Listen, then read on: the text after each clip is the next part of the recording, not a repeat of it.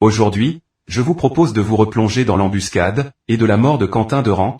Un internaute décortique très bien, et avec simplicité, le déroulement de cet affrontement, qui semblerait, ne s'est pas déroulé comme l'avaient précisé nombre de journalistes, était-ce délibéré de cacher la vérité?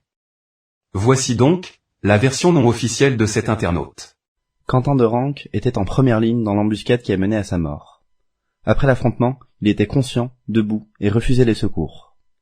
De nouveaux documents le prouvent et viennent détruire définitivement le narratif de l'extrême droite.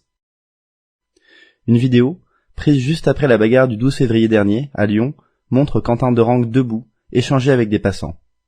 On voit le jeune militant d'extrême droite les mains couvertes de sang, avec un de ses camarades. Une femme et un homme lui conseillent d'aller à l'hôpital. On les entend parler de coups sur la tête. Il s'est fait taper sur la tête, monsieur. Non, mais un autre explique que le jeune homme vient de participer à une bagarre entre deux groupes. Bien sûr, enfin, ils sont là, ils étaient là pour ça.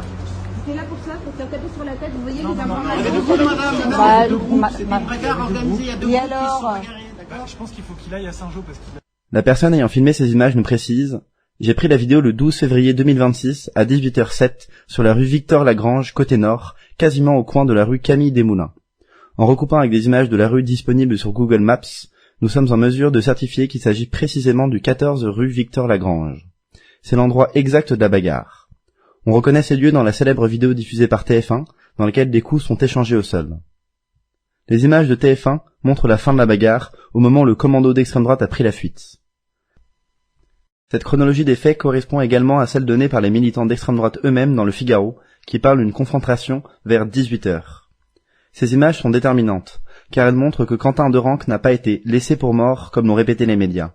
Il était accompagné et il a choisi de ne pas être pris en charge. Elles nous permettent aussi de retrouver Quentin de Ranc dans l'affrontement qui précède.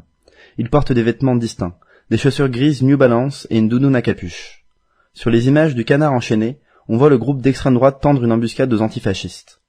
Les militants néo-nazis vêtus de sombre et masqués jettent une torche incandescente. Puis ils attaquent, avec une gazeuse, un parapluie et une béquille, des antifascistes qui répondent à main nue, pour certains à visage découvert. Quentin de Ranc apparaît en première ligne. Il donne des coups. Sur d'autres images, celles que nous avons révélées, on peut également identifier Quentin de Ranc en garde, à l'avant du groupe d'extrême droite. Il prend part au combat. Quentin de Ranc porte une cagoule tout au long de la bagarre. Sur les nouvelles images qui suivent ces violences, il porte toujours sa cagoule, retroussée sur son nez. Il est debout, parle normalement aux passants. Bien qu'il ait subi de graves lésions, rien n'indique une blessure irréversible. Quentin de Ranc a participé à une violente bagarre initiée par son groupe, et il est reparti sur ses deux jambes. Chacun d'entre vous conclura après la diffusion de cette vidéo ce qu'il en pensera. Pour rappel, se battre pour faire accepter ses idées est très moyenâgeuse. Nous savons que sur cette terre, et les millénaires passants, l'humain n'a toujours pas changé. Se battre pour un parti, c'est se battre pour des mots. Gauche, droite, ce sont des mots. Au final, celui qui sera élu prendra comme les autres dans la caisse. Il serait grand temps que ce peuple d'ignards se réveille. Qui comprendra voudra.